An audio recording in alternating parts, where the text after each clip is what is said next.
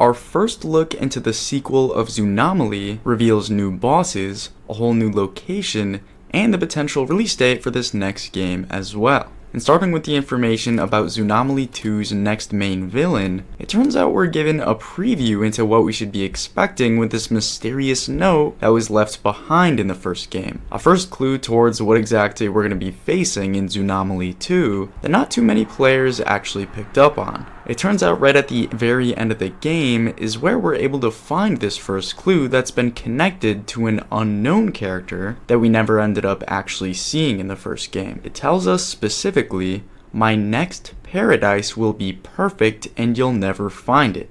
I will live forever with my children of the bloom," which tells us that there's meant to be a next one that we're going to end up having to deal with in the future. A new game. And we even saw this backed up during the end scene on our completion note that reveals that we're going to be keeping in touch with whoever sent us off on this first mission in the zoo in the first place. We're going to be sent on another mission, which is where we get to the new information about this game. The new mysterious boss character meant to pop up in Zoonomaly 2. It was revealed by the letter, for starters, that whoever had been causing all of these monsters to show up was supposed to be their parent behind the scenes. They referred to the zoo as a home for my children of the bloom, meaning this mystery character's whole goal was to keep all of its children, the monsters, safe in this zoo that we were sent to get rid of. And we were actually given more previews into this monster based on the Easter eggs that it specifically left behind.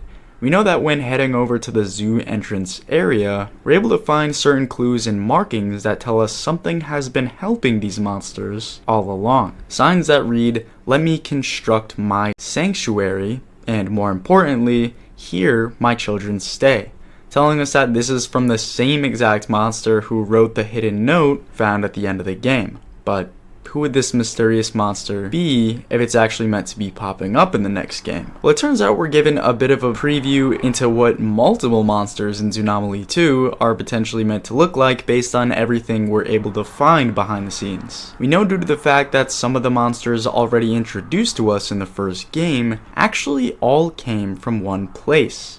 They ended up being teased early, way before development for Zoonomaly even began, on the TikTok page of the developer himself. They were originally meant to be part of a little series involving scary monsters that jump scare you in different ways. And we know because of some of these monsters being reused for the official game, that there'd be more of them from this page that'd be important towards the second game as well.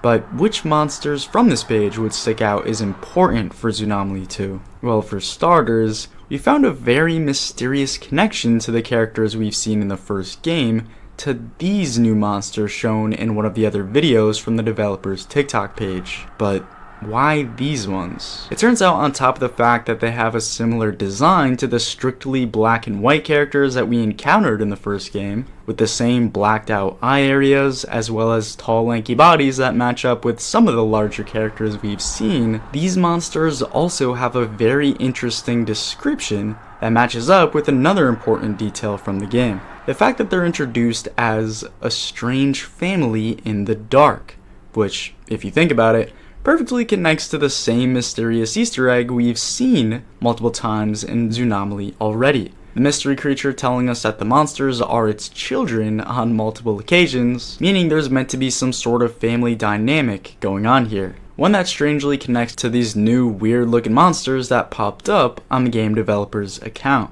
But still, we need more proof that these are more definitively what we should be expecting here for the next game. And this additional proof, to start solving everything, ended up connecting to the physical location of the next game.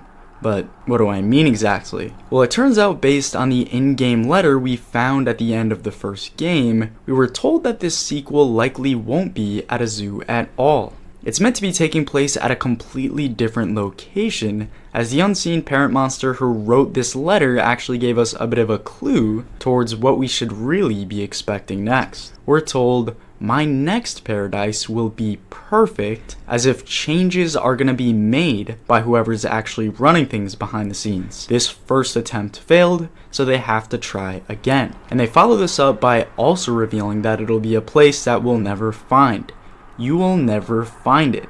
meaning it's gonna be a new place that we also aren't expecting to see. Obviously not a zoo, but left with this big change, what would this mean for the actual location of the next game?